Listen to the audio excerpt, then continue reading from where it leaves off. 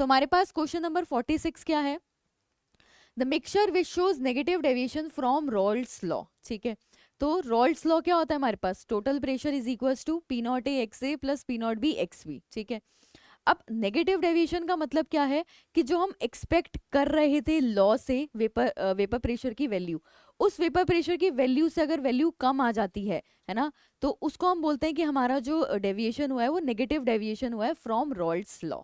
ठीक है, सेकेंड चीज, ये रॉल्ड्स लॉ नेगेटिव डेविएशन जो हम बोल रहे हैं कि वेपर प्रेशर डिक्रीज हो जाता है, इसका रीजन क्या है ना, तो रीजन ये होता है कि अगर सपोज मेरे पास दो कंपोनेंट्स हैं, ठीक है, I have two components A and B. ठीक है, ए और बी में अलग अलग अपने इंट्रैक्शंस होंगे, ए के मॉलिक्यूल्स में अपने इंट्रैक्शंस होंगे, बी के मॉलिक्यूल्स में अपने इंट्रैक्शंस होंगे। ठीक है, अब आई एम सेइंग दैट ए के जो इंट्रैक्शंस हैं वो वीक हैं खुद के मॉलिक्यूल्स के बीच में, बी के जो मॉलिक्यूल्स के बीच में इंट्रैक्शंस होंगे वो वीक होंगे। ठीक है, अगर मैं ए और बी का एक मिक्सचर बना दूं और ए और बी के ये जो इंट्रैक्शंस हैं वो जो इंट्रैक्शंस हैं वो स्ट्रॉन्ग इंट्रैक्शंस हो जाएं, ठीक है, ए के इंट्रैक्शंस वीक थे, बी के इंट्रैक्शंस वीक थे, ए बी को हमने मिक्स करा, अब जो ए बी इंट्रैक्शंस है वो स्ट्रॉन्ग है, तो उनको ब्रेक कराना डिफिकल्ट होगा, है ना।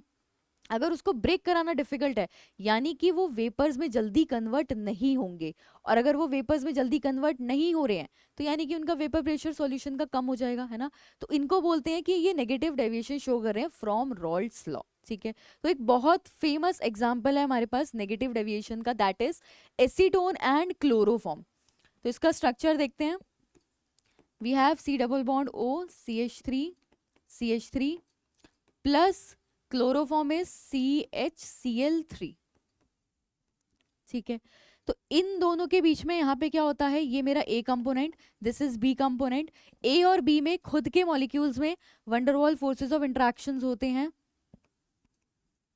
और ए और बी को जब हम मिक्स करेंगे तो उनके बीच में क्या हो जाती है, हाइड्रोजन बॉन्डिंग हो जाती है, जो कि एक स्ट्रॉन्ग इंट्रैक्शन है। स्ट्रॉन्ग इंट्रैक्शन की वजह से जो इनका वेपर प्रेशर होता है सॉल्यूशन का वो डिक्रीज कर जाता है, that is the reason they both A and B these two component show negative deviation from Raoult's law. ठीक है, तो answer comes out to be D option. Next question, question number 47, तो they are saying that we have 0.2 molar aqueous solution of glucose, osmotic pressure हमें given है at 300 kelvin, what is the concentration of glucose if it has osmotic pressure 1.5 atm at same temperature। तो same temperature की अगर बात होती है तो pi is directly proportional to concentration. ठीक है, हम सेम टेम्परेचर की बात करें तो हम इसको ऐसे लिख सकते हैं कि pi 1 upon pi 2 is equals to C1 upon C2। Correct, हमें निकालना क्या है, we have to find the value of C2। ठीक है, पाई 1 हमें ऑलरेडी गिवन है 49 atm, पाई 2 हमें ऑलरेडी गिवन है 1.5 atm, C1 हमें ऑलरेडी गिवन है 0.2 मोलर। ठीक है, सिंपल हमें C2 की वैल्यू निकालनी है, तो वैल्यूज पुट करेंगे 49 atm अपॉन 1.5 atm, atm से atm cancel out is equals to C1 is 0.2 molar upon C2। ठीक है, तो C2 की वैल्यू निकालेंगे, क्रॉस मल्टीप्लाई करेंगे, C2 को इधर भेजेंगे, this will come out to be C2 is equals to 0.2 into 1.5 upon 49। ठीक है, this will come out to be in mole per litre, molarity unit. ठीक है, तो answer will come out to be, इसको solve करेंगे तो this will come out to be 0.006 molar. तो इसका मतलब आंसर कितना हो गया हमारा, फोर्थ ऑप्शन। ठीक है, next question we have is question number 48।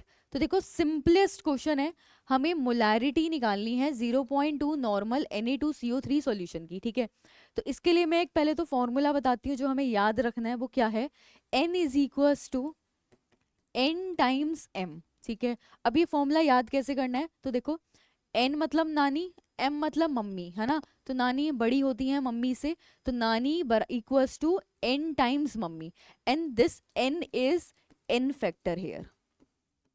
ठीक है, और किसी भी सॉल्ट के लिए उस सॉल्ट पे कितना पॉजिटिव चार्ज है या कितना नेगेटिव चार्ज है वही उसका N फैक्टर की वैल्यू होती है। तो यहाँ पे हमारे पास Na2CO3 है, Na2CO3 को हम किस फॉर्म में लिख सकते हैं, आयनिक फॉर्म में लिख सकते हैं, 2Na प्लस CO3 2 माइनस। ठीक है, तो यहाँ पे मेरा पॉजिटिव चार्ज 2 है, नेगेटिव चार्ज 2 है, तो मेरा N फैक्टर की वैल्यू कितनी हो जाएगी यहाँ पे, ठीक है। अब सिंपल n फैक्टर की वैल्यू पुट करो, नॉर्मेलिटी की वैल्यू ऑलरेडी गिवन है तो यहाँ से हम मोलारिटी निकाल सकते हैं सिंपल। तो ये हो जाएगा 0.2 is equals to 2 into molarity, this will come out to be molarity is equals to 0.1, यानी कि option number first. Next question, question number 49, ठीक है।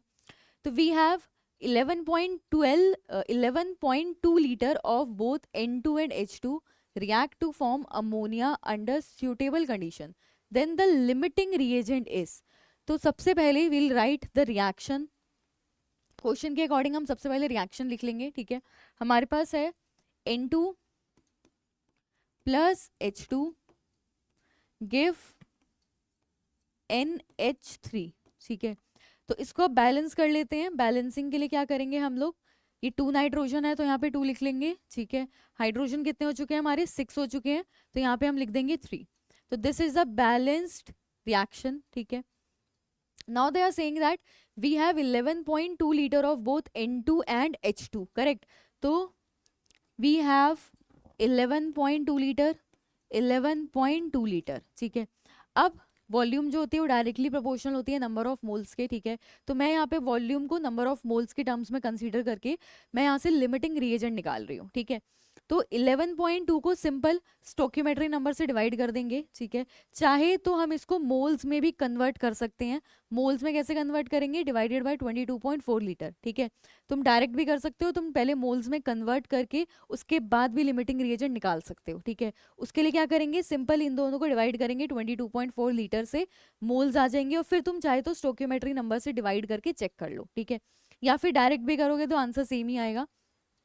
11.2 को डिवाइड करेंगे 1 से, दैट इज स्टोक्योमेट्री नंबर। 11.2 को डिवाइड करेंगे 3 से, दैट इज स्टोक्योमेट्री नंबर, ठीक है। अब इन दोनों में से जो नंबर क्या आता है हमारा, स्मॉलेस्ट आता है, that is the limiting reagent. तो यहाँ पे अगर मैं देखूं, अच्छा एक चीज और, अगर मैं यहाँ पे देखूं कि ये जो मेरा नंबर आ रहा है H2 का, correct, that is the smallest. N2 11.2 upon 1, 11.2 upon 3, that means ये मेरा नंबर बड़ा है और ये नंबर मेरा स्मॉलेस्ट है, that means H2 is the limiting reagent. तो ये एक छोटी सी ट्रिक होती है लिमिटिंग रिएजेंट निकालने की, है ना। सिंपल वॉल्यूम गिवन है तो उसको मोल्स में कन्वर्ट कर लो, या फिर सीधा वॉल्यूम को डिवाइड कर दो स्टोक्योमेट्री कोफिशिएंट से। जिस भी रिएक्टेंट की क्या आएगी, वैल्यू कम आएगी, वही हमारा क्या होता है, लिमिटिंग रिएजेंट होता है, ठीक है। तो answer is H2। Next we have question number 50। तो देखो, they are saying that the one out of this following pairs, the one that illustrates the law of multiple proportion, ठीक है। तो मल्टीपल प्रोपोर्शन में क्या होगा, दो एलिमेंट्स क्या करेंगे, डिफरेंट रेशियोज में कंबाइन करके प्रोडक्ट बनाते हैं, ठीक है। तो अगर मैं यहाँ पे देखूं, दोनों एलिमेंट्स सेम होने चाहिए, ठीक है। यहाँ पे नाइट्रोजन और नाइट्रोजन, हाइड्रोजन और क्लोरीन डिफरेंट है, हाइड्रोजन हाइड्रोजन है ही नहीं, copper copper, oxygen oxygen, carbon carbon नहीं है, सल्फर है, ठीक है। तो दो एलिमेंट्स, सेम एलिमेंट्स कंबाइन करेंगे डिफरेंट प्रोपोर्शंस में, ठीक है, और वो फिर नए नए प्रोडक्ट्स बनाएंगे, उसको बोलते हैं लॉ ऑफ मल्टीपल प्रोपोर्शन। तो यहाँ पे अगर मैं देखूँ in this question we have copper and oxygen, तो ये दोनों कंबाइन कर रहे हैं CuO एंड Cu2O में, अलग अलग रेशियोज में कंबाइन करके, डिफरेंट रेशियोज में कंबाइन करके दो अलग अलग प्रोडक्ट्स बना रहे हैं। तो they are following the law of multiple proportion, ठीक है। Answer is third option. Next we have is question number 51। What current is to be passed for 0.25 second for the deposition of certain mass of metal which is equal to its electrochemical equivalent, ठीक है। तो देखो, फराडेज law के according जो होता है, wait deposited जो होता है वो डायरेक्टली प्रोपोर्शनल होता है ZIT के, ठीक है। तो sorry, weight is directly proportional to IT, और फिर इस प्रोपोर्शनैलिटी साइन को हटाएंगे तो यहाँ आता है इलेक्ट्रोकेमिकल इक्विवेलेंट Z, ठीक है। दिस इज इलेक्ट्रोकेमिकल इक्विवेलेंट, ठीक है। Now they are saying that mass of metal which is equal to its electrochemical equivalent, यानी कि ये जो मास है इसकी जो वैल्यू है वो इक्वल है Z के। तो we can write here as W is equal to Z, तो will write here z is equals to Z I T, z से z cancel out, that means I T is equals to 1. Now they are asking for current, we have to find current and they have given time they have given 0.25 second. तो I is equals to 1 upon 0.25 seconds. This will go 0 0, this will come out to be 4. Answer क्या हो जाएगा हमारा I यानी कि current है, current की unit क्या होती है एम्पेयर, तो this will come out to be 4 ampere. That means first option. Question number 52, ठीक है. Equilibrium constant of the following redox reaction at 298 kelvin is 1 into 10 to the power 8. Equilibrium constant that means Kc की वैल्यू हमें already given है यहाँ पे, ये हमें रिएक्शन दे रखी है. If the standard reduction potential of iodine becoming iodide, iodine becoming iodide की वैल्यू कितनी गिवन है, प्लस 0.54, ठीक है. What is the standard reduction potential of Fe3+ से Fe2+ हम लोग जा रहे हैं, है ना, रिडक्शन करा रहे हैं, हमें इसकी क्या निकालनी है, ई नॉट सेल की वैल्यू निकालनी है. तो देखो first of all they have given equilibrium constant, that means कि ये रिएक्शन इक्विलिब्रियम पे हो रही है एंड इक्विलिब्रियम पे ई सेल की वैल्यू क्या होती है, 0 होती है. तो फॉर्मूला क्या हो जाएगा हमारा, E cell is equals to, formula क्या होता था, E not cell minus 0.059 upon n log Kc, ठीक है. तो ये फॉर्मूला तब है जब टेम्परेचर हमें 25 डिग्री सेल्सियस गिवन हो, जो कि इसमें ऑलरेडी गिवन है हमें 298 केल्विन, ठीक है. नाउ ई सेल इज 0, ठीक है, तो ये पार्ट 0 हो गया. हम इसको इस साइड शिफ्ट कर देंगे तो ये प्लस में कन्वर्ट हो जाएगा. तो E not cell is equals to 0.059 upon n की अगर अब मैं वैल्यू देखूं, n यानी कि कितने इलेक्ट्रॉन्स का चेंज हो रहा है, ठीक है. तो देखो Fe3+ से Fe2+ जा रहा है यानी कि 1 इलेक्ट्रॉन का चेंज, बट 2 आयरन है तो हमारा n फैक्टर 2 हो गया. सेम I माइनस I 2 में जा रहा है यानी कि -1 से 0 में जा रहा है ना, तो n फैक्टर यहाँ पे भी कितना हो जाएगा, 2 हो जाएगा. तो ये हो जाएगा 2 इंटू लॉग Kc की वैल्यू कितनी है, 1 इंटू 10 to the power 8, ठीक है. इसको हम सिंपली लिख सकते हैं 10 की पावर 8, और log 10 की पावर 8 का मतलब हो गया 8 log 10, log 10 की वैल्यू मतलब 1, तो हम इसको सिंपल लिख सकते हैं 8. तो this will come out to be 0.059 upon 2 into 8. इसको चेंज मल्टीप्लाई करेंगे 4, ठीक है. This will come out to be 9 4 36 5 20 23, तो 0.236 वोल्ट, ठीक है. नेक्स्ट थिंग, हमने ई नॉट सेल निकाल लिया. अब सिंपल ई नॉट सेल का फॉर्मूला क्या होता है, E not cathode minus E not anode, ठीक है. तो ई नॉट कैथोड और एनोड चेक कर लेते हैं, है ना. आयरन Fe3+ से Fe2+ जा रहा था यानी कि रिडक्शन हो रहा था, तो कैथोड पे होगा.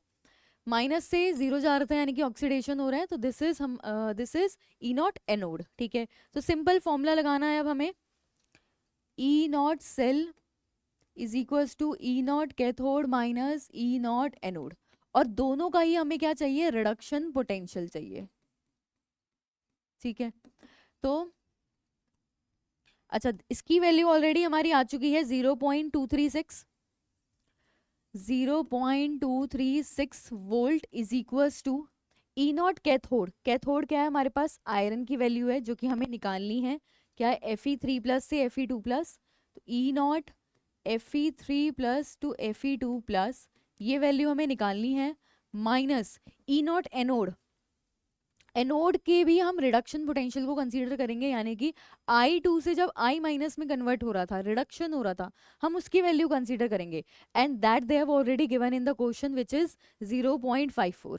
तो इसको सिंपल यहाँ पुट करेंगे 0.54, इधर जाके ऐड हो जाएगा, तो this will come out to be E not Fe3+ to Fe2+ will come out to be 0.236 plus 0.54. This will come out to be 64567 to 0.54. This will come out to be 0.776, ठीक है. Plus में आ रही है हमारी ये. Final answer हो गया हमारा 0.776 वोल्ट, ठीक है. दैट मीन्स 0.776 वोल्ट प्लस में, यानी कि थर्ड ऑप्शन, ठीक है. फाइनल वैल्यू फाइनल हमारी यूनिट वोल्ट आएगी, ठीक है। Next question is question number 53। तो resistance of 0.1 molar KCl solution in a conductance cell is 300 ohm and conductivity is 0.013 siemens per centimetre, ठीक है। सीमेन जो होता है वो पर ओम को लिखते हैं हम। The value of cell constant is, cell constant यानी कि L/A की वैल्यू हमें मेंशन करनी है, ठीक है। तो देखो रेजिस्टेंस का फॉर्मूला होता है R is equals to rho L/A, ठीक है। L/A को V से सेल कांस्टेंट, करेक्ट। अच्छा, रो यानी कि रेजिस्टिविटी को हम लिख सकते हैं कंडक्टिविटी के फॉर्म में, 1 कंडक्टिविटी हो जाता है। तो resistivity is equals to 1 conductivity, तो इसको फॉर्म में लिखेंगे R is equals to 1 conductivity kappa into L/A, ठीक है। They have already given resistance value and conductivity value, हमें सिर्फ और सिर्फ LA की वैल्यू निकालनी है, L/A की। तो सिंपली मल्टीप्लाई करना है 300 into 0.013 is equals to L/A। इसको सॉल्व करेंगे, 1000 जीरोस कैंसिल आउट, 13 3 जा 39/10, this will come out to be 3.9, ठीक है। नाउ ये यहाँ पे यूनिट हमारी सेंटीमीटर में थी, पर सेंटीमीटर में थी, तो final answer will also come in per centimetre, ठीक है। यानी कि first option correct. Question number 54, which of the following has the highest bond order. तो देखो 5 सेकंड से ज्यादा के क्वेश्चन नहीं है ना। O2 हमें सिंपल पता है स्ट्रक्चर क्या होता है O2 का, O डबल बॉन्ड O, तो इसके अकॉर्डिंग इसका बॉन्ड ऑर्डर हमें याद रखना है, बॉन्ड ऑर्डर होता है 2। N2 में अगर हम बात करें तो N2 का स्ट्रक्चर होता है N ट्रिपल बॉन्ड N, तो इसका यहाँ पे बॉन्ड ऑर्डर कितना होता है 3, ठीक है। F2 की बात करें तो F सिंगल बॉन्ड N, यहाँ पे इसका बॉन्ड ऑर्डर आता है 1। और हीलियम की अगर हम बात करते हैं तो हीलियम के केस में क्या होता है, बॉन्ड ऑर्डर आता है 0, ठीक है। ये 0 आता कैसे है, तो मैं हीलियम के लिए एक्सप्लेन कर रही हूँ, बाकी हम सेम उसी फॉर्मूले के थ्रू बाकी सबका भी बॉन्ड ऑर्डर निकाल सकते हैं, ठीक है। तो देखो हीलियम की अगर बात करूँ He2, हीलियम एटॉमिक नंबर 2, ठीक है। यहाँ पे 2 हीलियम है, तो यानी कि हमारे पास टोटल 4 इलेक्ट्रॉन्स हो चुके हैं। तो इसका इलेक्ट्रॉनिक कन्फिग्रेशन लिखेंगे sigma 1s2 sigma anti bonding 1s2, ठीक है। अब बॉन्ड ऑर्डर का फॉर्मूला क्या होता है, bond order is equals to 1/2 number of bonding electrons minus number of anti bonding electrons, correct. Bonding electrons 2 हैं, एंटी बॉन्डिंग भी 2 हैं, तो this will come out to be 1/2, 2 - 2 that is 0। जैसे मैंने सेम हीलियम का निकाला है वैसे हम ऊपर वाले एटम्स के लिए भी बॉन्ड ऑर्डर निकाल सकते हैं, ठीक है। तो वैल्यूज यही आती हैं। तो यहाँ पे देखो सबसे हाईएस्ट बॉन्ड ऑर्डर किसका है, नाइट्रोजन का सबसे हाईएस्ट है 3, तो answer is N2, correct. Next we have question number 55। तो मैच द फॉलोइंग है, ठीक है। अब देखो सबसे पहला वो बोल रहे हैं टी शेप। टी शेप अगर मैं इसमें चेक करूं सब में, तो मेरे पास SF4 में पॉसिबल नहीं है, XeF4 में। एक एक करके सबके स्ट्रक्चर्स बनाते हैं। XeF4 इसका स्ट्रक्चर कैसा होता है, Xe 4 फ्लोरीन हमारे सेम प्लेन में होते हैं, शेप स्क्वायर प्लेनर हो गई, एक लोन पेयर ऊपर और एक लोन पेयर नीचे, ठीक है। ऑक्टाहेड्रल इसकी ज्योमेट्री होती है, चारों फ्लोरीन्स जो होते हैं ये हमारे एक प्लेन में होते हैं और स्क्वायर प्लेनर इसकी शेप होती है, ठीक है। तो स्क्वायर प्लेनर यानी कि C, तो C के लिए हो गया फर्स्ट ऑप्शन, ठीक है। नेक्स्ट है SF4। SF4 के लिए स्ट्रक्चर होता है हमारा सीसॉ, ये हमारी शेप होती है सीसॉ, एक लोन पेयर होता है यहाँ पे हमारा इक्वेटोरियल पोजीशन पे, ठीक है। 2 बॉन्ड्स हैं हमारे एक्सियल पे, 2 है हमारे इक्वेटोरियल पे और एक लोन पेयर है इक्वेटोरियल पे। तो इसकी जो शेप होती है that is seesaw, is it given, या तो D के लिए क्या हो जाएगा 2, ठीक है। नेक्स्ट है BF3 एंड ClF3। तो BF3 सिंपल, BF3 का स्ट्रक्चर कुछ इस तरह से होता है, ठीक है, that is trigonal planar, correct. तो B के लिए हमारा हो गया है 4, तो बचा टी शेप ClF3, स्टिल इसको बना के देखेंगे ClF3, ठीक है। तो हमारे पास है क्लोरीन, एक फ्लोरीन ऊपर, एक फ्लोरीन नीचे, एक इक्वेटोरियल पोजीशन पे, और दो जो लोन पेयर्स हैं वो दोनों कहाँ है, इक्वेटोरियल पोजीशंस पे प्रेजेंट होते हैं, ठीक है। तो ये हमारी शेप होती है टी शेप। तो इसका हो गया हमारा ए के लिए थर्ड ऑप्शन।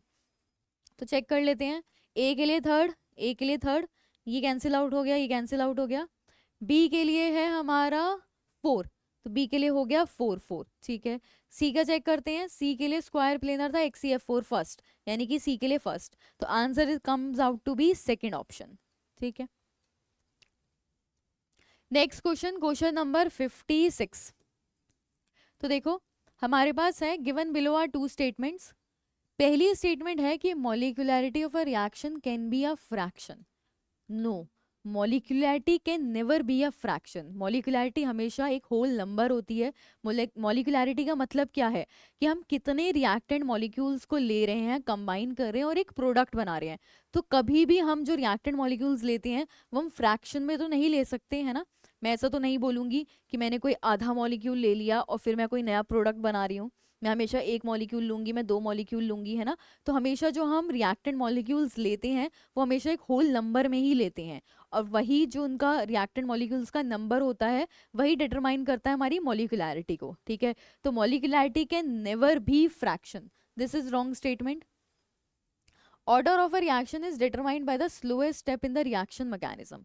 तो अगर हमारे पास कोई भी एक रिएक्शन है जो मल्टीपल स्टेप्स में हो रही होती है, ठीक है, मल्टीपल स्टेप्स में होगी, अगर कोई भी रिएक्शन हमारी मल्टीपल स्टेप्स में हो रही है, कंप्लीट हो रही है, तो जो उसका स्लोएस्ट स्टेप होता है, सपोज ये मेरे पास स्लोएस्ट स्टेप है A + B gives C + D, ठीक है, ये मेरा स्लोएस्ट स्टेप उन्होंने मेंशन करके दिया हमें क्वेश्चन में।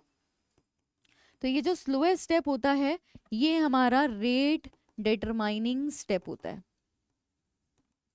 ठीक है। और ये ही क्या करता है, हमारा जो ऑर्डर होता है हम इसी से डिटरमाइन करते हैं। तो order of the reaction is determined by the slowest step in the reaction mechanism, ठीक है। यानी कि रीजन हमारा बिल्कुल करेक्ट है। तो answer will B assertion is false but reason is true, assertion is false but reason is true, that is second option। Next question है हमारे पास क्वेश्चन नंबर 57। तो देखो for the reaction N2 + 3H2 gives 2NH3, rate of change of concentration for hydrogen is इतना, rate of change of concentration of ammonia हमें निकालना है, ठीक है। तो पहले रिएक्शन लिखते हैं।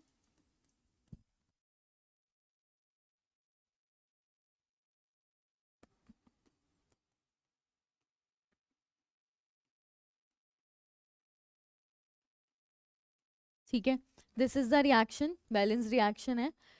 सबसे पहले रेट लिख लेते हैं इस रिएक्शन के लिए। तो रेट किसके इक्वल होगा, rate is equal to -1 -dN2/dt is equal to -1/3 concentration change of hydrogen upon dt is equal to 1/2 concentration change of ammonia, ठीक है। तो ये हम रेट का फॉर्मूला होता है हमारा, ठीक है। दे हैव गिवन की rate of change of concentration for hydrogen is, तो उन्होंने इसकी वैल्यू दी है हमें DH2/dt की वैल्यू गिवन है -0.3 × 10⁻⁴, ठीक है। तो मैं इसको यहाँ पुट करूंगी, तो यहाँ से मेरा रेट किसके इक्वल आ जाएगा, rate is equal to minus से माइनस कैंसिल आउट, प्लस में कन्वर्ट हो जाएगा, तो 1/3 × 0.3 × 10⁻⁻⁴ मोलर पर सेकेंड, ठीक है। नेक्स्ट, अच्छा इसको कट करेंगे, ये हो जाएगा 0.1, दैट इज 0.1 × 10⁻⁻⁴ मोलर पर सेकेंड, ठीक है। Rate of change of concentration of ammonia, हमें ये rate of change of concentration of ammonia निकालना है, यानी कि DNH3/dt की वैल्यू निकालनी है। तो इसको कैसे निकालेंगे, सिंपल, मेरे पास रेट ऑलरेडी गिवन है, ठीक है। इसको ये 2 को हम इधर भेज देंगे क्रॉस मल्टीप्लाई में, तो इस ये हमारा यहाँ से वैल्यू क्या आएगी, DNH3 rate change of ammonia is equals to 2 × 0.1 × 10⁻⁻⁴, यानी कि 0.2 × 10⁻⁻⁴ मोलर पर सेकेंड। कौन सा ऑप्शन हो गया हमारा, बी ऑप्शन, ठीक है। Next question, question number 58। तो ये सिंपल है, activation energy of a reaction is, तो मैं एक ग्राफ बना रही हूँ, एनर्जी प्रोफाइल डायग्राम है ये हमारा, ठीक है।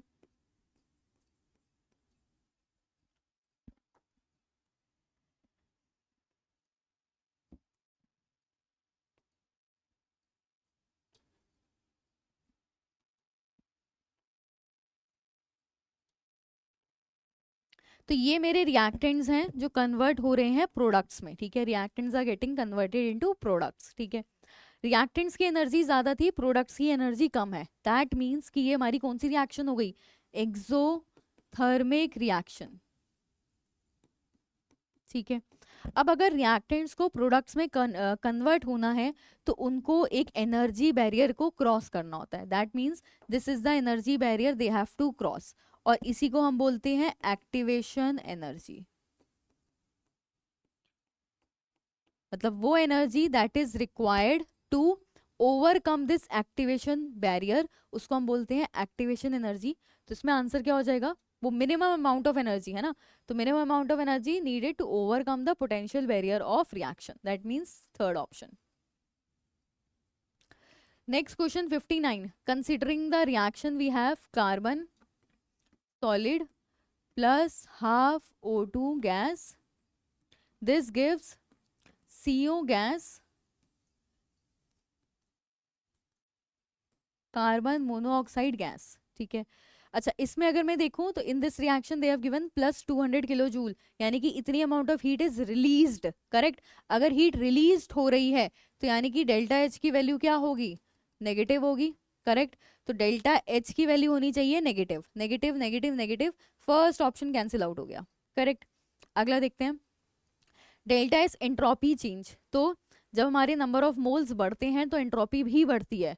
तो यहाँ पे अगर मैं देखूं तो यहाँ पे हाफ मोल है, यहाँ पे हमारा 1 मोल है गैसियस का, तो गैसियस मोल्स जो हो रहे हैं वो इंक्रीज कर रहे हैं रिएक्टेंट से प्रोडक्ट्स में जाने के टाइम पे, ठीक है। तो ये हमारा डेल्टा एस क्या हो जाएगा, इंक्रीज करेगा, पॉजिटिव हो जाएगा, तो delta S will come out to be positive, that means ये ऑप्शन कैंसिल आउट हो गया, ठीक है। अब बचता है सेकेंड और फोर्थ, तो delta G can either be positive या delta G can be negative, तो इसको चेक करते हैं। फॉर्मूला होता है delta G is equals to delta H minus T delta S, ठीक है। डेल्टा एच हमारा नेगेटिव था, negative minus temperature, delta S हमारा क्या था, पॉजिटिव था, ठीक है। तो this will come out to be negative, और ये पॉजिटिव ही है, तो negative minus T delta S positive, है ना। तो फाइनल जो मेरा आंसर आएगा वो नेगेटिव ही आएगा, है ना, सिंपल। जैसे अगर मैं -10 ले लूँ, यहाँ पे मैं -50 ले लूँ, आंसर तो नेगेटिव ही आएगा मेरा हमेशा, है ना। तो टेम्परेचर की कोई भी वैल्यू हो यहाँ पे आंसर मेरा नेगेटिव ही आएगा, ठीक है। तो आंसर क्या हो जाएगा हमारा, delta G negative, that means option number 4th, correct. Next, which of the following statement is false, तो क्वेश्चन नंबर 60 है हमारे पास कि कौन सी स्टेटमेंट फॉल्स है। Work is a state function, no, work is a path function. Work जो है वो एक पाथ पे डिपेंड करता है, स्टेट फंक्शंस वो होते हैं जो सिर्फ और सिर्फ फाइनल स्टेट और इनिशियल स्टेट पे डिपेंड करते हैं, but work and heat both our path functions, they only depend on the path, not on the final state and the initial state, correct. तो स्टेटमेंट फॉल्स यानी कि first option, बाकी check करने की जरूरत ही नहीं है। नेक्स्ट आ जाओ, boiling point of the following hydrides of group 16 elements increases in the order. अब देखो बॉइलिंग पॉइंट इंक्रीज करता है जैसे जैसे मोलर मास इंक्रीज करता है, ठीक है। मोलर मास इंक्रीज करेगा तो बॉइलिंग पॉइंट भी इंक्रीज करता है।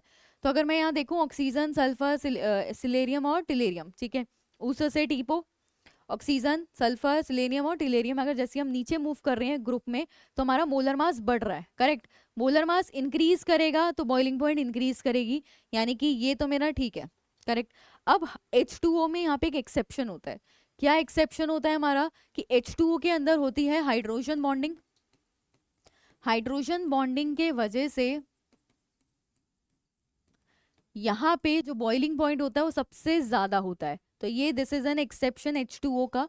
तो सबसे ज्यादा जो बॉइलिंग पॉइंट होता है that is for H2O, then it is for H2TE, then it is for H2SE and then it is for H2S, ठीक है। तो this is the correct order of boiling point.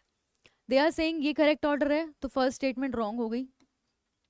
Boiling point of these hydrides increases with increase in molar mass, this is the statement correct, ठीक है। तो तो option क्या हो गया हमारा, statement 1 is wrong, statement 2 is correct. Statement 1 is incorrect but statement 2 is correct, ठीक है, यानी कि ऑप्शन नंबर 2। नेक्स्ट क्वेश्चन है क्वेश्चन नंबर 62। तो देखो क्वेश्चन हमारे पास है, given below are two statements, statement 1 and statement 2, ठीक है। स्टेटमेंट 1 है electron affinity of fluorine is greater than chlorine. No, electron affinity की अगर हम बात करें तो ये मेरा फ्लोरीन है, ये मेरा क्लोरीन है। फ्लोरीन का साइज छोटा होता है, क्लोरीन का साइज बड़ा होता है, करेक्ट। फ्लोरीन का साइज स्मॉल, क्लोरीन का साइज बिग। जितना छोटा साइज होगा जब हम इसमें इलेक्ट्रॉन ऐड करने जाएंगे उसमें क्या होगा, इलेक्ट्रॉन इलेक्ट्रॉन रिपल्शन होता है। तो इसी वजह से फ्लोरीन में जो एक्स्ट्रा इलेक्ट्रॉन होता है वो इजीली ऐड नहीं हो पाता, क्योंकि इसके यहाँ पे क्या होता है, 2p ऑर्बिटल होता है। 2p ऑर्बिटल के इलेक्ट्रॉन्स और जो तुम एक्स्ट्रा इलेक्ट्रॉन ला रहे हो उनके बीच में रिपल्शन होती हैं, जिस वजह से एक एक्स्ट्रा इलेक्ट्रॉन ऐड नहीं हो पाता। तो यहाँ पे इलेक्ट्रॉन एफिनिटी क्लोरीन की ज्यादा होती है, मोर नेगेटिव होती है देन कंपैरिजन टू फ्लोरीन, यानी कि स्टेटमेंट 1 रॉन्ग है। Ionisation potential of fluorine is less than chlorine. तो देखो फ्लोरीन का साइज छोटा है तो इसके जो इलेक्ट्रॉन्स होंगे वो बहुत स्ट्रांगली बॉन्डेड होते हैं न्यूक्लियस से, तो वहां से इलेक्ट्रॉन निकालना बहुत डिफिकल्ट है, करेक्ट। यहाँ से इलेक्ट्रॉन निकालना डिफिकल्ट है, तो इसकी आयनाइजेशन एंथैल्पी ज्यादा होती है in comparison to chlorine, and they are saying ionisation enthalpy is less. तो ये भी स्टेटमेंट गलत, यानी कि both statements are incorrect. Question number 63, देखो सिंपलेस्ट क्वेश्चन है, पी पाई मल्टीपल बॉन्ड्स पूछ रहे हैं, ठीक है। तो पी पाई मल्टीपल बॉन्ड्स होने करने के लिए साइज होना चाहिए वो छोटा होना चाहिए, और ऐसा कोई एलिमेंट होना चाहिए जो इफेक्टिव ओवरलैपिंग शो कर पाए, जो कि यहाँ पे क्या है, कार्बन। अगर हम देखें तो साइज छोटा है, स्मॉलेस्ट एलिमेंट है यहाँ पे इन चारों में, और इफेक्टिव ओवरलैपिंग के वजह से ही easily P pi bonding show कर सकता है, ठीक है। नेक्स्ट हमारे पास है क्वेश्चन नंबर 64। तो इन 3D transition series nuclear charge increases screening effect. अब देखो, अब मैं अगर 3D के पीरियड में मूव करूं तो मेरे पास है scandium, titanium, vanadium, chromium, manganese, है ना। पीरियड में हम ऐसे मूव करते हैं, करेक्ट। तो जब हम पीरियड में मूव करते हैं तो हम क्या देखते थे, यहाँ पे इसकी 3D1 4s2 होता है वैलेंशियल इलेक्ट्रॉनिक कन्फिग्रेशन, यहाँ पे 3D2 4s2, 3D3 4s2, और इसका क्या होता है 3D5 4s1, है ना। तो हम जैसे जैसे पीरियड में मूव कर रहे हैं हमारे जो इनर शेल, ये डी वाला शेल है, उसमें क्या हो रहा है, इलेक्ट्रॉन्स को हम फिल करते जा रहे हैं, ठीक है। जैसे जैसे हम डी वाले शेल में इलेक्ट्रॉन्स को फिल करेंगे वैसे वैसे क्या होगी, हमारी शील्डिंग इफेक्ट बढ़ेगी, है ना। ये शील्ड करने लगेंगे हमारे बाहर वाले 4s इलेक्ट्रॉन्स को, करेक्ट। अब शील्डिंग इफेक्ट तो बढ़ ही रहा है, साथ साथ क्या हो रहा है, हम इलेक्ट्रॉन्स ऐड कर रहे हैं तो हमारा एटॉमिक नंबर भी बढ़ रहा है, करेक्ट। एटॉमिक नंबर बढ़ेगा तो यानी कि हमारा न्यूक्लियर चार्ज भी बढ़ेगा, करेक्ट। तो न्यूक्लियर चार्ज भी इंक्रीज कर रहा है इसमें, क्योंकि न्यूक्लियर चार्ज इंक्रीज कर रहा है, क्योंकि एटॉमिक नंबर इंक्रीज कर रहा है, और जैसे जैसे तुम उसमें इलेक्ट्रॉन्स ऐड कर रहे हो डी सब शेल में वैसे वैसे स्क्रीनिंग इफेक्ट भी बढ़ेगा। तो आंसर क्या होगा इसका, screening effect will also increase. Next question, question number 65, ठीक है। तो we have key member of the lanthanide series which is well known to exhibit +4 oxidation state. तो हमारे पास सीरियम एक ऐसा लेंथेनाइट सीरीज में एलिमेंट है जो +4 ऑक्सीडेशन स्टेट को एग्जिबिट करता है। तो आंसर इज सीरियम, इसका एटॉमिक नंबर होता है 58, ठीक है। नेक्स्ट क्वेश्चन हमारे पास क्वेश्चन नंबर 66। तो देखो ये सिंपलेस्ट क्वेश्चन है, वो बोल रहे हैं wave mechanical model of the atom depends upon.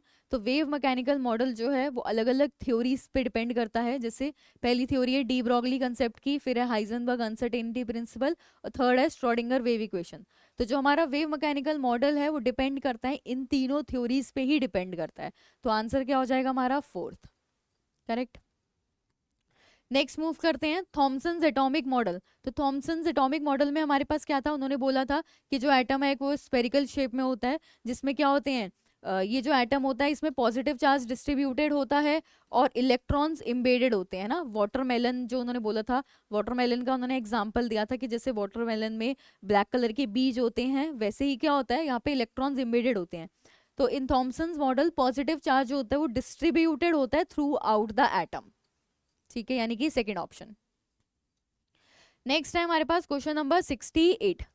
तो given below are two statements, one is labelled as assertion and other is labelled as reason R. तो देखो HCN minus is an ambidentate ligand. तो HCN minus की अगर हम बात करें, HCN minus में दो डोनर एटम्स होते हैं। ये मेटल को अपने इलेक्ट्रॉन्स डोनेट कर सकता है नाइट्रोजन के साइड से भी and also from sulphur side. तो मेटल जो के डोनेट करेगा सल्फर की साइड से भी और मेटल को डोनेशन होता है नाइट्रोजन की साइड से भी, ठीक है। तो कोई ऐसा लिगेंड जिसके पास दो डोनर साइड्स हैं, दोनों साइड से वो डोनेट कर सकता है, पर एक टाइम पे एक ही अपनी साइड से डोनेट करता है, उसको हम बोलते हैं एम्बीडेंटेड लिगेंड, ठीक है। तो HCN is an ambidentate ligand, this is correct. HCN negative में सल्फर और नाइट्रोजन दोनों साइड से ही डोनेशन होता है, तो this is also, reason is also correct. तो assertion and reason are true and R is the correct explanation of A. That is option number 3rd. Next है क्वेश्चन नंबर 69। इसमें हम लोगों को क्या निकालना है, स्पिन ओनली मैग्नेटिक मोमेंट निकालना है इस कंपाउंड का। तो देखो हमारे पास है CO CN का होल 6 3 माइनस, ठीक है। तो सबसे पहले कोबाल्ट की oxidation state, we'll find out the oxidation state of cobalt. इसको मान लेते हैं x। Cn के लिए वी हैव -1, तो this will come out to be x minus 6 is equals to -3, x is equals to +3, ठीक है, +3। अब कोबाल्ट की अगर हम बात करें तो कोबाल्ट कहाँ आता है हमारा, scandium, titanium, vanadium, chromium, manganese, iron, nickel, sorry iron, cobalt and then nickel, ठीक है। अब कोबाल्ट की अगर हम देखें वैलेंशियल इलेक्ट्रॉनिक कॉन्फ़िगरेशन तो कितना होता है 1 2 3 4 5 6 7, तो यानी कि 3d7 4s2। कोबाल्ट के लिए वैलेंशियल इलेक्ट्रॉनिक कॉन्फ़िगरेशन होता है 3d7 4s2। कोबाल्ट +3 की बात करें तो हो जाएगा 3d6, ठीक है। अब ये डी सब शेल को बनाएंगे हम लोग, ये हमारा डी सब शेल है, डी ऑर्बिटल, ठीक है। इसमें कितने इलेक्ट्रॉन्स हैं, 6 इलेक्ट्रॉन्स हैं। Cn is a strong ligand, तो स्ट्रॉन्ग लिगेंड की टेंडेंसी होती है पेयरिंग कराने की, करेक्ट। तो ये क्या करेगा, ये 6 इलेक्ट्रॉन्स की पेयरिंग करा देगा। तो सबसे पहले ग्राउंड स्टेट में तो सिंपल ये इलेक्ट्रॉन्स इस फॉर्म में होंगे 1 2 3 4 5 एंड 6, ठीक है। उसके बाद क्या है, ये Cn जो हमारा Cn लीगेंड है वो क्या करा देगा, एक स्ट्रॉन्ग लीगेंड है तो वो पेयरिंग करा देगा इलेक्ट्रॉन्स की, ठीक है। तो इसमें क्या होगा, यहाँ पे हमारा पेयरिंग हो जाएगी इलेक्ट्रॉन्स की, इन दोनों की पेयरिंग होगी और इन दोनों की पेयरिंग होगी, तो ये बनेगा। तो यहाँ पे हमारे पास कोई भी अनपेयर्ड इलेक्ट्रॉन नहीं है, और अगर अनपेयर्ड इलेक्ट्रॉन नहीं है तो हम लोग spin only magnetic moment value ही नहीं निकाल सकते, क्योंकि फॉर्मूले में क्या होता है √n × n+2, और n क्या होता है number of unpaired electrons, that is 0 in this case. तो आंसर क्या हो जाएगा 0। Next we have is question number 70। तो देखो आयुपैक नेम लिखना है इसका हमें, ठीक है। ये कॉम्प्लेक्स दे रखा है, this is a coordination compound complex, ठीक है। अच्छा ये जो मेटल है इस केस में this is coming in anionic complex. तो जब भी मेटल एनायनिक कॉम्प्लेक्स में आता है तो उसके लिए हम क्या यूज करते हैं, मेटल के लिए मेटल इन एनायनिक कॉम्प्लेक्स, इसके लिए हम यूज करते हैं लास्ट में 8, ठीक है। तो जब भी नाम लिखेंगे मेटल के लिए लास्ट में उसके नाम क्या आएगा, आगे आएगा 8। तो this will come out to be cobaltate, सब ऑप्शंस में गिवन है कोबाल्टेट, ठीक है। अब ऑक्सीडेशन स्टेट चेक कर लेते हैं कोबाल्ट की, या तो 2 होगी या फिर 3 होगी, ठीक है। तो देखो यहाँ पे मैं ऑक्सीडेशन स्टेट निकालूं तो this will come out to be, ये मेरे पास पोटेशियम है तो इस पोटेशियम की ऑक्सीडेशन स्टेट +1 होती है, और इस पूरे कंपाउंड की कितनी हो जाएगी -1 हो जाएगी। तो this will B CO CH3NH2 का whole square Cl4 whole bracket -1, ठीक है। इसकी x मान लेते हैं जो निकालनी है, इसकी 0 होती है, इसकी -1 होती है, तो this will be x - 4 is equals to -1, x is equals to +3। Cobalt की ऑक्सीडेशन स्टेट कितनी आ चुकी है, +3, ठीक है। तो जो भी ऑक्सीडेशन स्टेट होती है उसको ऐसे न्यूमरल फॉर्म में लिखते हैं। तो 2 वाली कैंसिल हो गई, 2 वाली कैंसिल हो गई, करेक्ट। हमारे पास बचे हैं 2 ऑप्शंस, ठीक है। अब देखो ये हमारे पास जो है लीगेंड है CH3NH2, this is dimethyl amine. 2 लगे हैं यहाँ पे हमारे पास मॉलिक्यूल्स, 2 लीगेंड्स हैं, तो इसको हम लिखेंगे डाई की फॉर्म में, डाई मिथाइल अमीन। और उसके बाद जैसे हम ये लीगेंड्स को लिख लेंगे, हम थोड़ा सा स्पेस देंगे मेटल को लिखने के लिए। तो अगर मैं ऑप्शन देखूं सेकंड और फोर्थ में, तो देखो टेट्राक्लोराइडो ये तो ठीक है, मेरा टेट्राक्लोराइडो हो गया, ठीक है। इसके बाद डाई मिथाइल अमीन के लिए डाई मिथाइल अमीन, ये ब्रैकेट में लिखा है तो दिस इज करेक्ट। स्पेस आएगा थोड़ा सा, उसके बाद हम मेटल का नाम लिखेंगे कोबाल्टेट। तो ऑप्शन क्या हो जाएगा, option will be second option, ठीक है। Next is question number 71। तो देखो इसमें हमें एवरेज ऑक्सीडेशन स्टेट निकालनी है ऑफ Na2S4O6। तो इसके लिए हमें स्ट्रक्चर याद करना पड़ेगा। दिस विल बी सल्फर है हमारे पास, 4 सल्फर हैं, ठीक है। इसके साथ 6 ऑक्सीजन हैं, तो 1 oxygen, second oxygen and third oxygen के साथ Na अटैच्ड है। सेम यहाँ पे भी 1 oxygen, second oxygen and third oxygen के साथ Na अटैच्ड है, ठीक है। तो ये हमारा स्ट्रक्चर है Na2S4O6 के लिए, ठीक है। अब जब भी हमें ऑक्सीडेशन स्टेट निकालनी है तो सिंपल क्या करो, बॉन्ड को ब्रेक करो और प्लस और माइनस चार्ज दो। जो ज्यादा इलेक्ट्रोनेगेटिव होगा उस पर -1 चार्ज आएगा, जो ज्यादा इलेक्ट्रो पॉजिटिव है दैट विल उस पर क्या आएगा, उस पर +1 चार्ज आएगा, ठीक है। तो अब यहाँ देखो ऑक्सीजन और सल्फर में ऑक्सीजन इज मोर इलेक्ट्रोनेगेटिव, तो जब ये बॉन्ड ब्रेक करेंगे तो इस पे -1 एंड दिस विल बी +1। ये दोनों बॉन्ड ब्रेक करेंगे तो this will B -2, this will B +2। ये दोनों बॉन्ड ब्रेक करेंगे तो this will B +2, this will B -2, ठीक है। तो एक सल्फर पे कितना चार्ज आ गया, 2 3 4 5 आ चुका है, ठीक है। अच्छा इस सल्फर पे ये दोनों बॉन्ड ब्रेक होंगे तो 0 चार्ज आएगा, इस सल्फर पे ये वाला बॉन्ड ब्रेक होगा तो 0 चार्ज आएगा, ठीक है। क्योंकि दोनों के बीच में कोई इलेक्ट्रोनेगेटिविटी डिफरेंस नहीं है, तो जब तुम बॉन्ड को ब्रेक करोगे तो उनपे 0 0 चार्ज आता है, ठीक है। नेक्स्ट इज इस बॉन्ड को ब्रेक करो तो -1, इस पे +1, ये दोनों ब्रेक करेंगे तो -2 एंड इस पे आएगा +2, फिर से ये दोनों ब्रेक करेंगे तो +2 एंड इस पे आएगा -2। तो सल्फर अगेन कितना आ गया, +2 +2 +1 यानी कि टोटल 5। अब देखो ये तो मेरा ऑक्सीडेशन नंबर आए हैं ना, सल्फर का ऑक्सीडेशन नंबर क्या है, +5 और 0 है। पर ऑक्सीडेशन स्टेट क्या होती है, एवरेज निकाल दो सब ऑक्सीडेशन नंबर का। तो oxidation state is equals to average निकालेंगे चारों सल्फर के लिए, तो 5 + 5 + 0 + 0 divided by 4, this will come out to be 10/4 यानी कि 5/2। आंसर क्या हो गया हमारे पास, ऑप्शन नंबर फर्स्ट, ठीक है। नेक्स्ट है हमारे पास क्वेश्चन नंबर 72, ठीक है। Which of the following reactions involve disproportionation reaction. तो डिसप्रपोर्शनेशन रिएक्शन का मतलब है कि उस रिएक्शन में single element will undergo oxidation and reduction. Single element का ऑक्सीडेशन भी होगा और उसी का ही रिडक्शन भी होगा, ठीक है। तो यहाँ चेक करते हैं, hydrogen +1 +1, sulphur this will come out to be +6 +4, ये आएगा +6 +4, इसको निकाल के देखते हैं एक बार, H2SO4, तो 2 + x - 8, x is equal to +6, ठीक है। This will be +6, this will be +4, इसको निकालते हैं तो ये आएगा x + 2 - 8 is equal to 0, x is equal to +6। तो सल्फर तो चेंज नहीं हो रहा है ना, सल्फर +6 से +6 ही है, चेंजेस नहीं हुए हैं, तो ये ऑप्शन तो नहीं होगा हमारा, इसको हटा देते हैं, ठीक है। नेक्स्ट आते हैं, सेकंड पे चेक करते हैं, आर्सेनिक चेंज नहीं हो रहा, सल्फर भी चेंज कुछ नहीं दिख रहा, ऑक्सीजन तो -2 ही रहेगा, तो ये भी कोई डिस्प्रपोर्शनेशन रिएक्शन नहीं है। नेक्स्ट देखते हैं, पोटेशियम +1 +1 ही रहेगा, ठीक है। ऑक्सीजन भी सेम ही रहेगा। क्लोरीन को चेक करते हैं एक बार, Cl2 है, Cl2 से ये जा रहा है KCl, 0 से -1 की तरफ जा रहा है, ऑल्सो +KOCl। तो यहाँ पे क्लोरीन की हम निकालेंगे तो this will come out to be -2 + 1 is +x is equal to 0, तो x will come out to be +1।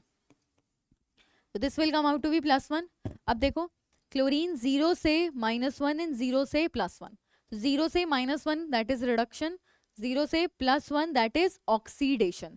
तो single element is undergoing reduction and oxidation. This is oxidation and this is reduction. So this is a disproportionation reaction. ठीक है, answer is third option. Next is question number 73. ठीक है, arrange the following in order of decreasing rate of solvolysis with aqueous ethanol fastest to slowest. तो इसके लिए सबसे first thing हमें जो ट्रिक याद रखनी है दैट इज जो भी तुम्हें हेलोशन गिवन हो उस हेलोशन को रिमूव कर दो और वहां पे कार्बोकेटाइन इंटरमीडिएट बना दो. ठीक है, द कार्बोकेटाइन इंटरमीडिएट जहां पे भी वो स्टेबल होगा उसमें सॉल्वोलिसिस की रिएक्शन सबसे फास्ट होती है. ठीक है, तो देखो फर्स्ट वाला देखते हैं. First is CH2 double bond CH3, bromine remove होगा तो this will come out to be here carbocation intermediate. Second में this is cyclohexane CH3, bromine remove होगा तो यहाँ पे कार्बोकेटाइन बनेगा. And in third case we have CH3 CH plus charge CH2 CH2 CH3. ठीक है, अब देखो this is 2 degree carbocation, this is 3 degree carbocation which is most stable. तो यहाँ पे एक जो ये जो इंटरमीडिएट हमारा बना है carbocation, this is the most stable intermediate. तो सबसे फास्टेस्ट सॉल्वोलिसिस किस में होगी? सेकंड में होगी. करेक्ट. फिर उसके बाद third is 2 degree and this is unstable, this is vinylic cation है ना. This is very unstable because plus charge double bond के साथ लगा है तो ये सबसे अनस्टेबल है.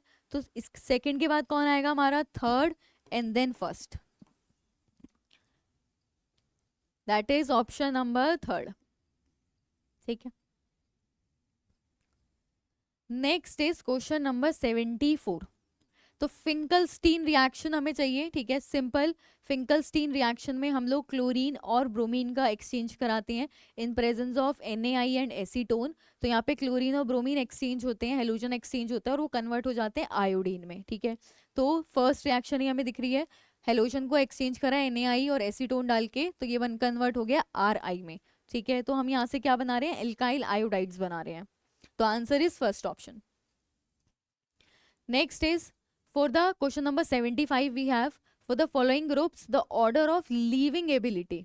तो लीविंग एबिलिटी के लिए सबसे चीज हमें क्या करना है, तुम इसमें हाइड्रोजन ऐड कर दो. मतलब ये सब जो हमें दे रखे हैं इसमें तुम एक कॉन्जुगेट एसिड बना दो इसका. ठीक है, कॉन्जुगेट एसिड कब बनेगा? जब हम इसमें H+ ऐड करा देंगे.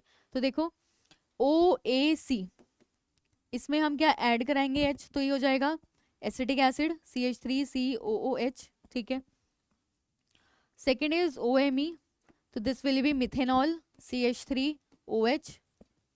next is OSO2Me, तो ये कन्वर्ट हो जाएगा, ये बनेगा MESO3H में. नेक्स्ट इज OSO2CF3 में, तो this will come out to be CF3SO3H. ठीक है, अब देखो जो कॉन्जुगेट एसिड बने हैं उसको चेक कर लो कि कौन सा ज्यादा स्टेबल है. ठीक है, तो कहाँ से मैं H को निकालूं ताकि जो मेरा वो कंपाउंड हो वो माइनस चार्ज जो वहाँ बन रहा है वो सबसे ज्यादा स्टेबल बने. तो देखो CF3 एक इलेक्ट्रॉन विड्रॉइंग ग्रुप है, अगर मैं यहाँ से H को निकालूंगी तो माइनस चार्ज को यहाँ इजीली ये CF3 स्टेबलाइज कर सकता है. तो अच्छा, अगर मैं बोलूँ लीविंग ग्रुप की बात करूँ तो सबसे अच्छा ये लीविंग ग्रुप होगी, इसकी लीविंग एबिलिटी सबसे अच्छी होगी. ठीक है, यानी कि ऑप्शन फोर्थ की सबसे लीविंग एबिलिटी सबसे अच्छी है. ठीक है, उसके बाद अगर मैं देखूं MESO3H में ये हाइड्रोजन की अगर मैं बात करूं तो ये वाला जो है इसकी लीविंग एबिलिटी मुझे स्ट्रॉन्ग दिख रही है ना, हाइड्रोजन इजीली यहाँ से निकल सकता है. नेक्स्ट अगर हम देखें मिथेनॉल और एसिटिक एसिड में, ठीक है, अगर मैं यहाँ से H निकालूंगी तो ऑक्सीजन पे माइनस चार्ज, अगर मैं यहाँ से H निकालूंगी तो ऑक्सीजन पे माइनस चार्ज. ठीक है, CH3 C double bond O minus, ये माइनस चार्ज होगा वो स्टेबलाइज हो रहा है ड्यू टू रेजोनेंस. ठीक है, तो यहाँ से H निकालना इजी है इन कंपैरिजन टू मिथेनॉल. तो दिस इज इसकी जो लीविंग एबिलिटी होगी वो भी क्या होगी? ज्यादा होगी इन कंपैरिजन टू मिथेनॉल. तो तो ऑप्शन क्या होगा 4 3 1 एंड 2, 4 3 1 एंड 2, यानी कि ऑप्शन नंबर सेकंड। ठीक है, सिंपल कुछ नहीं करना, सब में हाइड्रोजन ऐड करके चेक कर लो कहाँ से हाइड्रोजन निकालना इजी है। ठीक है, the compound from which hydrogen easily हम रिमूव कर सकते हैं वही उसकी की उसी कंपाउंड की जो लीविंग एबिलिटी होती है वो स्ट्रांग होती है। ठीक है, नेक्स्ट इज क्वेश्चन नंबर 76। तो देखो most acidic compound, the most acidic of the substances is, first है हमारे पास aniline, this is aniline, para nitrophenol,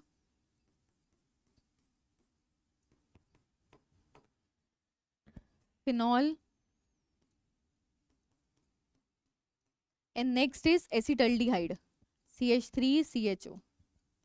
ठीक है, तो मोस्ट एसिडिक की अगर हम बात करें तो एल्कोहल और एल्डिहाइड में एल्कोहल्स हमारे ज्यादा एसिडिक होते हैं, फिनॉल ज्यादा एसिडिक होता है। ठीक है, एनिलीन इज अ बेस, तो हमारे पास बचते हैं सेकेंड और थर्ड ऑप्शन। ठीक है, अब एसिडिक के लिए you have to do is remove hydrogen, acidic hydrogen को रिमूव कर दो, द माइनस चार्ज जहां पे भी वो माइनस चार्ज स्टेबल होगा वो अच्छा एसिड होता है। तो देखो ये हाइड्रोजन हम निकालेंगे तो this will come out to be O minus and this will come out to be O minus. ठीक है, अब NO2 is an electron withdrawing group, तो वो इस माइनस चार्ज को इजीली स्टेबलाइज कर सकता है। यहाँ पे वो माइनस चार्ज को सिर्फ और सिर्फ बेंजीन रिंग स्टेबलाइज करेगा बाय डीलोकलाइजेशन। यहाँ पे डीलोकलाइजेशन के साथ साथ NO2 एक इलेक्ट्रॉन विड्रॉइंग ग्रुप है, तो वो भी NO2 भी क्या शो करेगा, इस माइनस चार्ज को इजिली स्टेबलाइज कर देगा। तो यहाँ पे माइनस चार्ज जो है वो ज्यादा स्टेबलाइज हो रहा है, नेगेटिव चार्ज इज स्टेबलाइज्ड, और जहां पे भी नेगेटिव चार्ज स्टेबलाइज होगा वो क्या होता है, उसकी एसिडिक करेक्टर ज्यादा होता है। ठीक है, तो आंसर क्या हो जाएगा, answer will B para nitrophenol. Next is question number 77। Number of positional isomers of dimethyl cyclohexane, this is cyclohexane dimethyl. ठीक है, तो अब हमें सिंपल पोजिशनल आइसोमर्स देखना है, मतलब हमें पोजीशंस चेंज करनी है एटम्स की। ठीक है, और अलग अलग आइसोमर्स बनाने हैं, मतलब मॉलिक्यूलर फॉर्मूला सेम रहना चाहिए बट स्ट्रक्चर डिफरेंट हो जाए। तो देखो एक तो ये बन गया हमारा स्ट्रक्चर, सेकंड क्या पॉसिबिलिटी है, अगर मैं दोनों CH3 को ऑर्थो पोजिशंस पे लगा दूं तो ये भी एक पॉसिबिलिटी है, molecular formula will be same but structure different हो चुका है। ठीक है, थर्ड इज इन दोनों को हम क्या करें, मेटा पोजिशंस पे लगा दें, तो this will B also correct, molecular formula same but different structural formula. ठीक है, फोर्थ चीज हम क्या कर सकते हैं, इन दोनों को हम कहाँ लगा सकते हैं, पैरा पोजिशंस पे लगा सकते हैं। करेक्ट, तो these four are the positional isomers of dimethyl cyclohexane, तो answer will be option number third. ठीक है, नेक्स्ट इज क्वेश्चन नंबर 78। तो देखो सिंपल हाइड्रोबोरेशन ऑक्सीडेशन हो रही है, मतलब हम इसमें वाटर ऐड करेंगे according to anti Markovnikov rule. Water add करना है H2O, H plus and OH minus according to anti Markovnikov rule. ठीक है, तो एंटी मार्कोनिकॉफ रूल के अकॉर्डिंग नेगेटिव पार्ट वहां जाता है जहां पे हाइड्रोजन ज्यादा होते हैं। करेक्ट, तो अब देखो यहाँ पे एक हाइड्रोजन प्रेजेंट है, 1 2 3 4, यहाँ पे दो हाइड्रोजन प्रेजेंट है। ठीक है,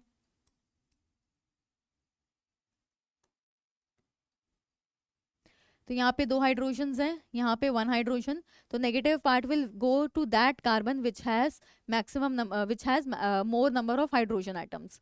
तो OH minus will go to this carbon and H plus will go to this carbon, तो this will come out to B,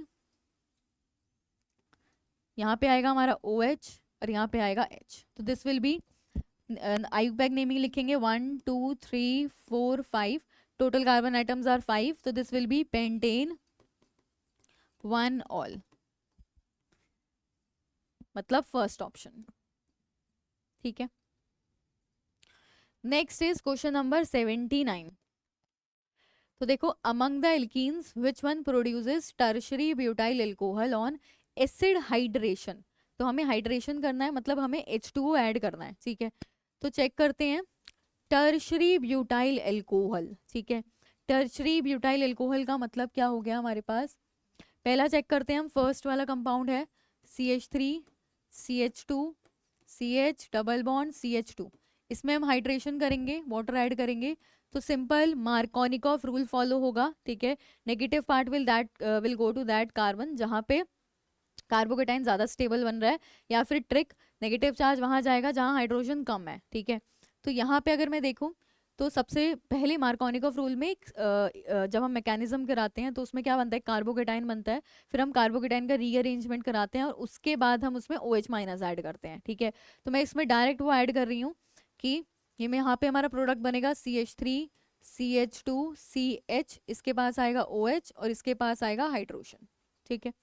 अगला वाला देखते हैं, CH3 CH double bond CH CH3, तो ये एक सिमेट्रिकल है, तो इसमें नेगेटिव पार्ट कहीं पे भी ऐड कर दो, तो ये हो जाएगा H2O, this will be CH3 CH OH CH2 CH3, ठीक है।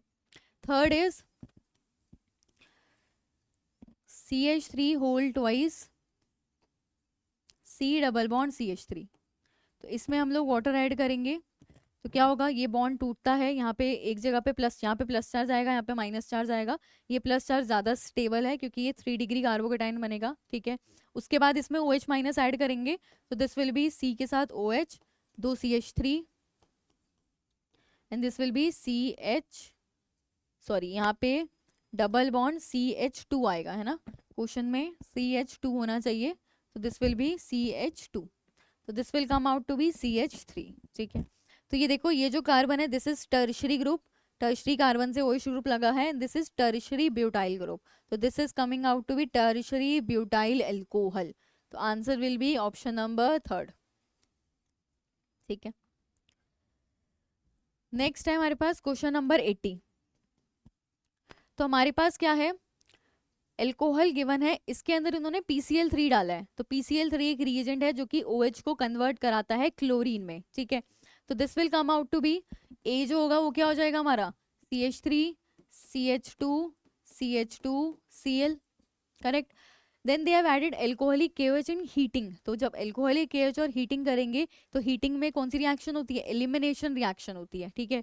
तो यहाँ पे जो B होगा हमारा, इसमें हम लोग एल्कोहलिक KOH ऐड करेंगे, हीटिंग करेंगे, तो सिंपल एक क्लोरीन रिमूव होगा और एक हाइड्रोजन रिमूव होगा, है ना, डिहाइड्रो हेलोजिनेशन होगी इसमें, तो यहाँ पे क्लोरीन रिमूव होगा और इसका एक हाइड्रोजन रिमूव होगा, तो this will come out to be CH3 CH double bond CH2, this is B compound. Next is Br2 in presence of CCl4, this is CCl4, ठीक है। तो हमने इसमें Br2 डाला है इन प्रेजेंस ऑफ CCl4, तो सिंपल जो हमारे पास क्या है, डबल बॉन्ड्स जो हैं उसमें कौन ऐड हो जाएगा, ब्रोमीन ऐड हो जाएगा, तो final product will be CH3 CH, एक ब्रोमीन इस साइड, एक ब्रोमीन इस कार्बन के साथ, और ये होता है एंटी एडिशन, ठीक है। तो ये हमारा फाइनल प्रोडक्ट बना है, दैट मीन्स ऑप्शन नंबर 3, ठीक है। नेक्स्ट इज क्वेश्चन नंबर 81, तो देखो, symbol of an element with atomic number 120 as per IUPAC name, ठीक है। 120, तो देखो 1 के लिए यूज करते हैं उन, 2 के लिए यूज करते हैं बाई, और 0 के लिए यूज करते हैं नील, ठीक है। तो इसका IUPAC नेम क्या हो जाएगा, उन बाई नील, और एंड में लगाते हैं EM, तो this is the IUPAC name of 120 atomic number, तो इसके लिए सिंबल क्या हो जाएगा, UBN, that is option number UBN, यानी कि 3rd ऑप्शन, ठीक है। Next we have question number 82, तो देखो सिंपल थ्योरेटिकल क्वेश्चन है, ठीक है। Neutral oxides have no acidic और बेसिक प्रॉपर्टीज, तो न्यूट्रल ऑक्साइड्स वही होते हैं which do not behave as acids और बेसिस, या फिर एसिड्स और बेस रिएक्शन शो करके सॉल्ट्स नहीं बनाते हैं, ठीक है। तो वो होते हैं न्यूट्रल ऑक्साइड्स, और उसके एग्जांपल्स क्या होते हैं, नाइट्रिक ऑक्साइड होता है, N2O होता है, कार्बन मोनोऑक्साइड होता है, ये एग्जांपल्स हैं हमारे न्यूट्रल ऑक्साइड्स के, ठीक है। Nitric oxide and carbon monoxide both are neutral oxides, तो statement 1 is correct, statement 2 is correct, that means both the statements are correct, यानी कि option number third. Next is question number 83. ठीक है. The IUPAC name of the compound formed by oxidation of ethanol. तो देखो ethanol का formula है CH3CH2OH. ठीक है. इसमें अगर हम कोई स्ट्रॉन्ग ऑक्सीडाइजिंग एजेंट डाल देंगे जैसे KMNO4, K2Cr2O7. ठीक है. KMNO4 या फिर K2Cr2O7. ठीक है. तो जब हम ये ऐड करेंगे, एक ही ऐड कर देते हैं अभी, K2KMNO4 एसिडिक मीडियम में, तो this convert into carboxylic acid.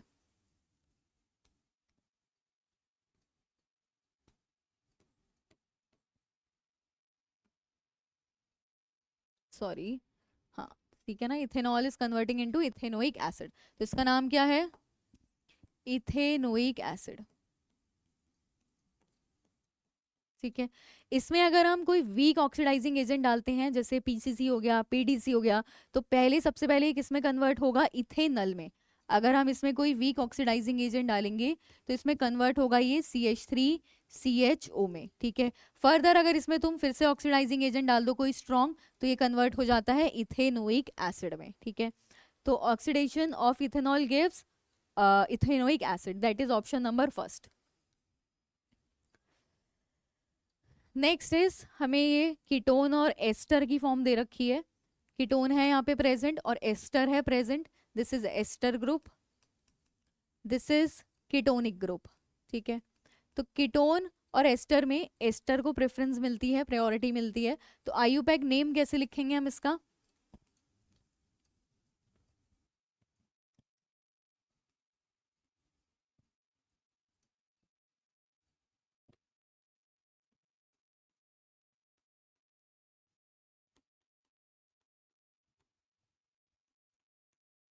ठीक है. ये हमारा स्ट्रक्चर है. तो हम एस्टर को प्रेफरेंस देंगे तो नंबरिंग स्टार्ट करेंगे यहाँ से 1 2. ठीक है. तो सेकंड पोजीशन पे क्या है? हमारा ऑक्सो ग्रुप है और यहाँ पे एक इथाइल ग्रुप लगा हुआ है, तो इसका नाम क्या हो जाएगा? इथाइल. सेकंड पोजीशन पे ऑक्सो, और ये क्या है? साइक्लोपेंटेन है. तो इथाइल 2 पर ऑक्सो साइक्लोपेंटेन, और इसको क्या बोलेंगे? इसको बोलते हैं कार्बोक्सिलेट, कार्बोक्सिलेट ग्रुप. ठीक है. तो answer will B ethyl 2 oxo cyclopentane carboxylate, यानी कि option number first. Done. Next is question number 85. Acetone on reaction with CH3 MgBr followed by hydrolysis. ठीक है. प्रोड्यूसेस. तो ये हमें देखना है कि हमारे पास है acetone CH3 C double bond O CH3. ठीक है. इसकी हम लोग क्या करा रहे हैं? रिएक्शन करा रहे हैं, हाइड्रोलिसिस करा रहे हैं. ठीक है. किसके साथ करा रहे हैं? एसीटोन की ग्रिग्नार्ड रिएजेंट के साथ. तो देखो प्लस CH3 MgBr. तो सिंपल ग्रिग्नार्ड रिएजेंट के क्वेश्चन में अगर हम देखें तो हमारे पास क्या होता है? ये नेगेटिव होता है, ये पॉजिटिव होता है. Negative will attack at carbon, CO group इस बॉन्ड को ब्रेक करा देगा. तो this will come out to be CH3CO minus, O minus के साथ प्लस वाला जाएगा MgBr.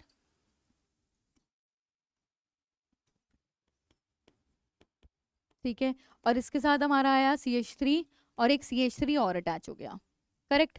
अब देखते हैं. देखो जब इसका हम फर्दर हाइड्रोलिसिस करेंगे, इसको प्रॉपर लिखते हैं पहले, तो रुको. This will come out to be CH3 carbon CH3 and this will be O minus MgBr. ठीक है. अब हम इसका हाइड्रोलिसिस करेंगे, वाटर ऐड करेंगे इसमें एसिडिक मीडियम में, तो this will converted into alcohol, this will convert into alcohol. ठीक है. तो फाइनल आंसर क्या हो जाएगा हमारे पास? This is tertiary butyl. Correct. Tertiary butyl alcohol. Correct है. तो अभी जो यहाँ पे हमने किया था सेम ही था, ऐसा ही था, है ना. ये भी था हमारे पास, टर्शरी कार्बन था हमारे पास, इसके साथ अल्कोहल अटैच था.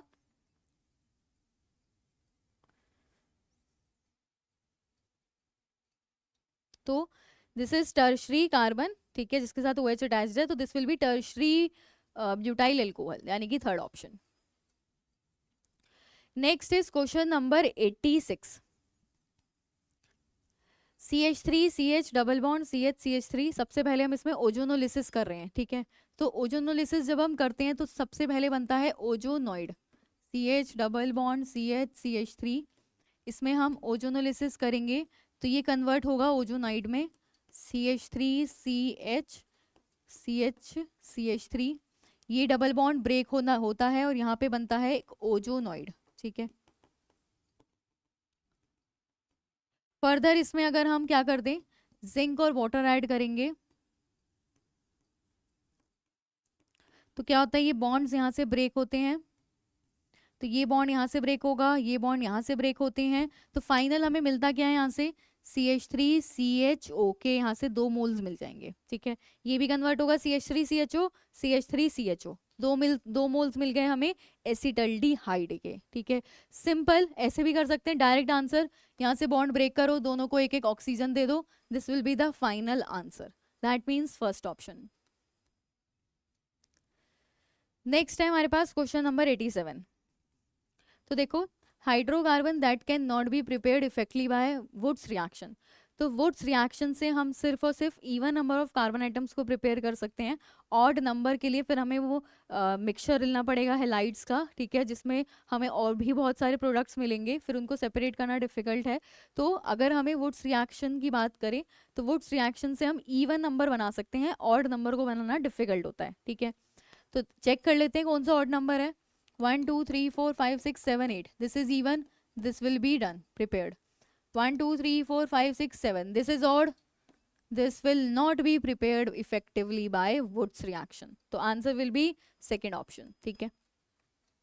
ये देख लो, ये इवन का फॉर्म है, ठीक है, ये यहाँ से ब्रेक हो सकते हैं, दोनों अलग अलग कर देंगे तो ये प्रिपेयर्ड हो सकता है, सेम इस केस में है, ठीक है। Next is question number 88। तो correct increasing order of basic strength of the following compounds, तो बेसिक स्ट्रेंथ को चेक करने के लिए, बेसिक स्ट्रेंथ के लिए हमें चेक करना है कि वहां पे वो जो नाइट्रोजन अपने लोन पे इजीली डोनेट कर सकता है वो उतना ही अच्छा बेस होता है। रिपीट कर रही हूँ मैं, nitrogen which can easily donate its lone pair to some other compound, उसकी बेसिसिटी सबसे ज्यादा होती है, करेक्ट। अब यहाँ देखो, नाइट्रोजन के पास लोन पेयर है which will be involved in resonance with benzene ring, correct, ये तीनों जाएंगे डिलोकलाइजेशन में विद बेंजीन रिंग, ठीक है। In this case we have NO2 group, मतलब इलेक्ट्रॉन विड्रॉइंग ग्रुप, तो इलेक्ट्रॉन विड्रॉइंग ग्रुप एसिडिटी को तो बढ़ाते हैं बट बेसिसिटी को डिक्रीज करते हैं, तो यहाँ पे NO2 ग्रुप इस लोन पेयर को क्या करेगा, और ज्यादा अपनी तरफ पुल करेंगे, तो नाइट्रोजन के पास लोन पेयर अवेलेबल ही नहीं रहेंगे डोनेशन के लिए, तो सबसे वीक बेस कौन सा हो गया हमारा, ये वाला कंपाउंड। अब चेक करते हैं फर्स्ट और थर्ड में, ठीक है। यहाँ पे we have electron donating group, plus I effect show होगा, ये इलेक्ट्रॉन्स डोनेट करेगा नाइट्रोजन को, ठीक है। तो नाइट्रोजन जो है वो इजीली अपने लोन पेयर्स किसी दूसरे कंपाउंड को डोनेट कर सकता है, तो इसके लोन पेयर अवेलेबल है डोनेशन के लिए, ठीक है। इसके पास भी डोनेशन के लिए अवेलेबल होंगे but in comparison to third कम होंगे, तो हमारे पास आंसर क्या होगा, third, then first and then second, तो आंसर हो गया हमारा। अच्छा, इसको हम एक और ट्रिक से सॉल्व कर सकते हैं कि इसमें तुम H+ ऐड कर दो, मतलब तुम इसका, ये बेस है, तुम इसका कॉन्जुगेट एसिड बना दो और चेक कर लो कहाँ पे कॉन्जुगेट एसिड स्टेबल हो रहा है, ठीक है। प्लस चार्ज बनाओगे यहाँ पे, तो प्लस चार्ज यानी कि इलेक्ट्रॉन डेंसिटी कम हो चुकी है, इलेक्ट्रॉन डेंसिटी कम है तो अगर कोई इलेक्ट्रॉन डोनेटिंग ग्रुप आएगा, इलेक्ट्रॉन डोनेटिंग ग्रुप क्या करेगा, इस प्लस चार्ज की इलेक्ट्रॉन डेंसिटी को बढ़ाएगा, तो आंसर हो जाएगा थर्ड, फिर फर्स्ट एंड देन सेकेंड, ठीक है। तो ऑप्शन हो गया ऑप्शन नंबर 4, डन। नेक्स्ट हमारे पास है क्वेश्चन नंबर 89, ठीक है। तो which of the following methods is most commonly used for the preparation of secondary amines, तो देखो यहाँ पे हमारे पास ऑप्शंस हैं, reductive amination of aldehyde ketone, Gabriel phthalimide, Hoffmann और फ्रीडल ग्राफ रिएक्शन। तो फ्रीडल ग्राफ रिएक्शंस हमारी में क्या होता है, सिंपल, हम लोग एल्काइल ग्रुप को ऐड कराते हैं, साइल ग्रुप को ऐड कराते हैं एरोमेटिक अमीन्स में, ठीक है, तो ये तो नहीं होगा आंसर। हॉफमैन ब्रोमामाइड और गैब्रियल थैलेमाइड सिंथेसिस में हम लोग प्राइमरी अमीन्स का सिंथेसिस करते हैं, तो ये दोनों भी ऑप्शंस नहीं हो सकते। अब बचता है रिडक्टिव एमिनेशन ऑफ एल्डिहाइड्स और कीटोन्स, ठीक है। तो इसका एग्जांपल देखते हैं। रिडक्टिव एमिनेशन का मतलब है हम कोई अमीन ऐड करा रहे हैं किसी एल्डिहाइड या कीटोन में, सी डबल बॉन्ड ओ, ये मेरा एक एल्डिहाइड है, ठीक है, मैं इसमें 1 डिग्री अमीन को ऐड करा रही हूँ। तो सिंपल होगा क्या, यहाँ पे बनेगा हमारा C double bond N R H R, इसको बोलते हैं इमीन, ठीक है। तो जब भी हम किसी अमीन को ऐड कराते हैं एल्डिहाइड कीटोन्स में तो हमारा एक प्रोडक्ट बनता है सी डबल बॉन्ड एन की फॉर्म में, ठीक है। वो इमीन भी हो सकता है, अगर हम यहाँ पे कोई और दूसरा रिएजेंट ले लें, हाइड्रोक्सिल अमीन ले लें तो यहाँ पे ऑक्साइम बन जाएगा। तो वो डिफरेंट प्रोडक्ट्स बनते हैं, वो डिपेंड करेगा हमारे रिएक्टेंट पे, ठीक है। अब ये बनने के बाद इमीन बनने के बाद अगर हम इसमें क्या कर दें, कोई रिड्यूसिंग एजेंट डाल दें, जैसे हमारे पास है सोडियम साइनोबोरोहाइड्राइड, सोडियम साइनोबोरोहाइड्राइड रिड्यूसिंग एजेंट है, तो वो यहाँ पे रिडक्शन करेगा, ठीक है। रिडक्शन का मतलब हाइड्रोजन का एडिशन, तो सिंपल क्या होगा, वो बॉन्ड को ब्रेक करेगा, एक हाइड्रोजन यहाँ एक हाइड्रोजन यहाँ पे, तो this will come out to be carbon CH NHR and this is 2 degree amine. तो हम रिडक्टिव एमिनेशन से we can prepare 2 degree amines, तो answer will be first option. Next and the last question we have is question number 90, ठीक है। Which of the following pairs constitute a buffer. तो देखो हमारे पास दो तरह के बफर्स होते हैं, first is acidic buffer, second is basic buffer, ठीक है। तो एसिडिक बफर कब बनता है, when we have weak acid plus salt of weak acid and strong base. Basic buffer कैसे बनता है, when we have weak base plus salt of weak base plus strong acid, ठीक है। तो ये हमारे एसिडिक और बेसिक बफर होते हैं। तो चेक कर लेते हैं इसमें से एग्जांपल, देखो ऑप्शंस हमें क्या गिवन है, HCl और NaCl। तो HCl स्ट्रॉन्ग एसिड है, ये तो नहीं होगी रिएक्शन में, ठीक है। HNO3 और NH4NO3, HNO3 nitric acid is a strong acid, तो ये भी आंसर नहीं होगा।